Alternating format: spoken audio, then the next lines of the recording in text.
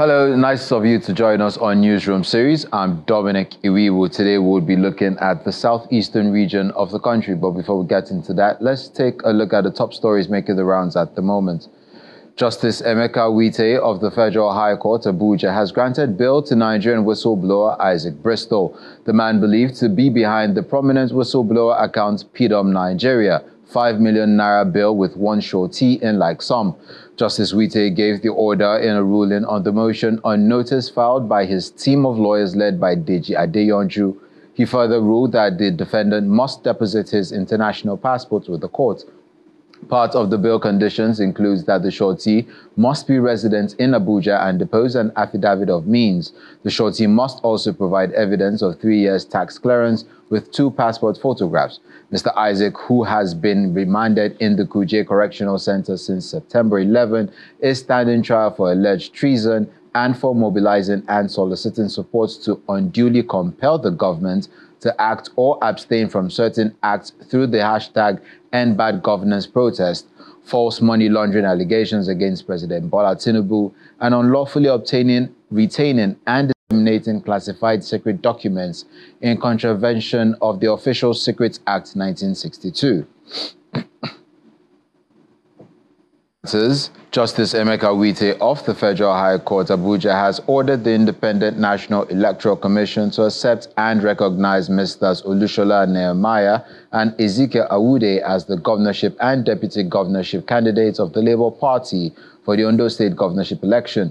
Justice Wite issued the order while delivering judgment in a joint suit instituted against INEC and others by the duo. Justice Wite held that the second primary election held by the Labour Party, which produced Nehemiah and Awude, was valid and must be upheld by INEC. Justice Wite said that there was evidence that Mr. Nehemiah ordered and paid the sum of 20 million naira for a nomination form and was duly issued a form that led to the conduct of the second primary election.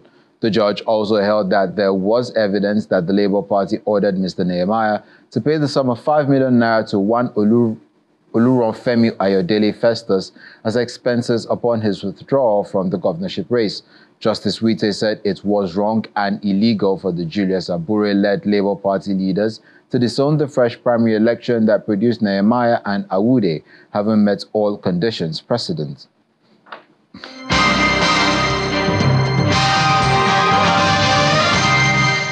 We start off in Ebonyi State, where about 10 persons have died following a cholera outbreak in Indibukote village of Eza Iyemago of Izi local government area of Ebonyi State.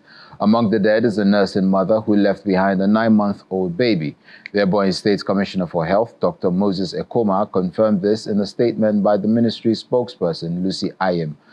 Apart from the deceased, about 20 persons affected by the outbreak are responding to treatment, as efforts have been made to put the disease under control from spreading around the community. Ekoma noted that the state governor, Mr. Francis Wifuru, has approved procurement of medical commodities to curtail the outbreak. He said that 3 treatment centers, including the Eziogo Health Center, Sudan Mission, Onuyemi, and Indibokete Village, have been established in the area. Open defecation and poor hygiene have been attributed to the outbreak of the disease, as most communities get drinking water from streams. As such, the people are advised to take precautionary measures to prevent the spread of the disease. Still in Ebonyi State, the governor, Mr. Francis Wifuru, is taking proactive approach to the development and ensuring that the needs of the people are being met, as he led some critical stakeholders on a project inspection as part of activities to celebrate the state at 28. Governor Wifuru noted that his administration will ensure that all the inherited projects and new ones are completed to enhance economic growth and development in the state. It's massive and well designed. So it gives me a lot of hope that, yes, we have what it takes to do well. The contractor is an indigenous contractor. It's a local contractor known by all of us. So I'm also urging the contractor, since we started doing well, we haven't tested the concrete. We'll still come and test the concrete to know if we can pass the integrity test. Because that is when we can then applaud. What we're seeing now is the beautification of the concrete. Whether the concrete has the strength, we don't know until when it passes the test. Because we haven't sent the concrete to the lab So it's when we send the concrete to the lab and they pass the test, then we will now applaud. Nevertheless, we've done very noble, and I'm grateful that the business contractor can do this. The building is very large, massive. It's massive. It has 2 courtyards. This one and the other one. But it's one building. One building. You will like it. You will definitely like it. We'll call the flyover at Banco Johnson our signature project. But I'm sure when we finish this place, we'll finish this place, we'll by this time next year, you will call this place the signature of our own administration. The governor demonstrated his commitment to improving education infrastructure as he visited the Abakaliki High School and University of Information and Communication Technology located at Ofekpere in Easy local government area of the state. I must commend my predecessor for initiating this project. I was the speaker then, and I did everything within my reach to advise him not to start this project based on the economic value. But the economic value of this is very, very, very good. We need it because we should do one of those things that can attract foreign investment. And the stadium is part of those things that can attract foreign investment. Yes. So I am very grateful to my predecessor for starting this. Yes, there are some lapses, and that is what you see, inherit asset and liability. Mm-hmm. So you don't need to complain. You did wonderfully very well for conceiving the idea of starting this project. The federal government, through the Niger Delta Power Holding Company Limited, led by the managing director, Engineer Jennifer DJ, has reiterated President Bola Tinubu's government's commitment to deliver the round-the-clock electricity to Nigerian homes. Speaking to journalists during her first official visit to the Alaoji Power Plant, one of the generation plants owned by NDPHC, DJ says energy security was a cardinal program within the framework of the President's administration's Renew Hope agenda, while assuring that the NDPHC under her management is focused on achieving significant power generation levels for the country. She said President Tinubu has made it clear that electricity is not a privilege but a right to all Nigerians. We're here at the Alaoji Power Plant, which is one of our 10 projects. This power plant has a 450 megawatts nameplate capacity, and we're here because as the new management, our vision is built around optimization of the performance of our power plants. So we're here to carry out an on-the-spot assessment of their needs, because we know that Mr. President is very keen on access to electricity for all Nigerians. He has made it clear that electricity is not a privilege, electricity is a right, and therefore we are here to ensure that we can create added value and added capacity to the grid to ensure that we're able to drive growth and prosperity for the company while delivering quality, reliable and affordable electricity to Nigerians. And also the generation projects of the projects that are still under construction, and so far we would continue to engage the contractors to ensure that we improve the pace,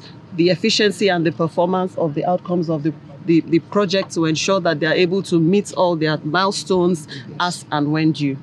The Abia State Governor, Dr. Alex Oti, expressed optimism that the Niger Delta Power Holding Company would be exporting power to other parts of Nigeria and West Africa when fully completed, commending President Bola Tinubu for appointing Abia-born Jennifer DJ as the managing director of the organization. I want to start by thanking the President of the Federal Republic of Nigeria, Senator Bola for this appointment, for the recognition of our brother, a profession, thoroughbred profession, to head this agency. We were indebted when that position became better, because we were afraid that it may get into the wrong hand. And all of us around here, not just in Abia, but in the southeast and south-south, know that the Niger Delta Power is a behemoth that when it starts functioning. Over in Enugu State, Governor Peter Mba has described the consular services at the United Kingdom Visa Application Center Enugu as speedy and courteous, urging the people of the Southeast and South-South regions to make use of the center. Governor Mba also called on other foreign missions in the country to emulate the UK government by setting up consular services in the state, noting the huge population and the enterprising nature of the people of the Southeast region, who, he said, are business people and travelers. Speaking to newsmen during a visit to the UK Visa Application Center Enugu for visa services, Governor Mba said that with the center, people of the Southeast and South-South would not need to travel far again to Lagos, Abuja, and other states to submit their UK visa applications. So, frankly, the consular services here are fully functional. And so, my job essentially is also to use this opportunity not only to invite those who are within the southeastern and south-south states to come here for their visa application, but even to call on other foreign missions like the United States, the Chinese government to also come here in Enugu State and cite their, and provide their consular services. Enugu, as you know, it's a very important state in the entire South. And so if you look at the population of Enugu, you might miss the business and the opportunities that lie here. Don't forget that Enugu at one point was the regional capital of what today is South-South and Southeast. And we continue to also be very relevant in the provision of all sorts of services. So this is an opportunity to call on other foreign missions to come and cite and provide also their consular services from Enugu.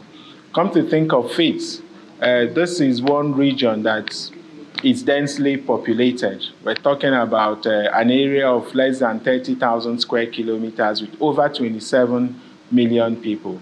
So this is essentially what I want to take this opportunity to also reach out to other consulates and consular services.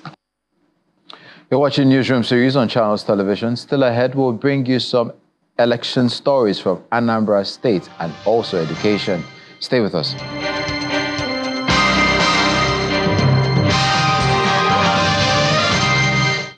Welcome back. In Anambra State, the policy of free education in Anambra State has gained higher momentum as the governor, Professor Chukwuma Soludo, extends the gesture to all public senior secondary schools in the state. The governor, who announced this at the Professor Dora Akunyili Women Development Center, Oka, says it's a decision that will guarantee that every child has access to free and qualitative education, especially the poorest of the poor. The governor, in addition, announces the commencement of the payment of 70,000 naira new minimum wage to workers from October this year. Governor Chukwuma Soludo of Anambra State makes his way into the Professor Dora Akunyili Women Development Center in Oka, the state capital, to join parents, principals, head teachers of primary and secondary schools in the state to discuss critical issues in the education sector, particularly payment of tuition fees. Education was the ladder of opportunity that broke the boundaries and provided opportunity for everybody to live from the boundaries of prosperity. But gradually our education system descended down and education no longer played that role. The state government says it knows the importance of human capital development and access to quality education for children. But unfortunately, the current economic hardship on many Nigerians is making it almost impossible for them to access it. And so the governor makes an announcement that's beneficial to all parents. That new policy, therefore, is that, yes, we have free education, we've experimented with that. Free education, basic education. truly free, and enrollment has surged by almost 20% in public school. Today, we want to be able to say to our people that once you are in Anambra, in all government schools, in all public schools, we should be able to guarantee every child from nursery through primary, through JSS 1 to 3, and from today going forward, from even also SS1, SS2, SS3.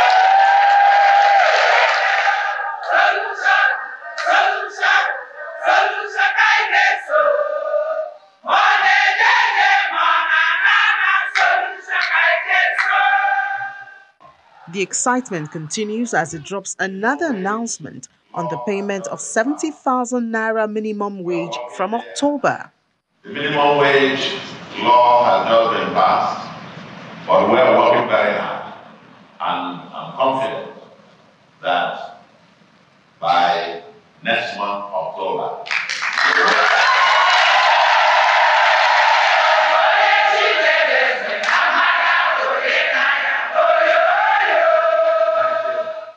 The announcement of no more tuition is one received with so much joy by major stakeholders in the education sector. He has done the unimaginable by declaring real free education. A child should just pick his bag, and go to school. It's not just free education, it's a unique type of free education that our governor has decided to give to Anambra.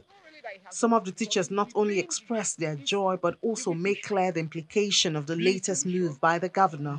Soludo is solution. Being solution, he will now mobilize every student to be in the public school now. Because now he has given free education from kindergarten till SS3 students. No more payment. It's not really that he has removed it, because he will be paying the school on behalf of every child. What it means is that he has now decided to inherit the whole kids in Anambra State. Anambra State government says it is maintaining fiscal sustainability and reiterates its commitment to build capacity for the future of the state without borrowing. Still in Anambra, on Saturday, September 28th, the people of the state will be out in the 326 wards to participate in the local government election, which has eluded the state for 10 years. For the All Progressives Grand Alliance, ABGA, the people of Idemili North say they are ready to vote for all their candidates, while the Transition Committee faction of the Labour Party insists on participating in the election, despite claims to boycott the process by the Old State Executive faction. The All Progressives Congress, APC, says they are already in courts to challenge the electoral process as, according to them, the Anambra State Independent Electoral Commission, ANSEC, does not provide a level playing ground for a free polls.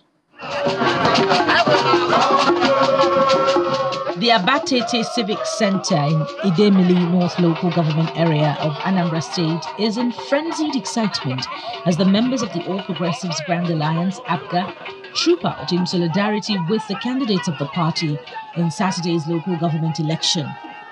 Ward by ward, with various dance groups, they show solidarity with the party.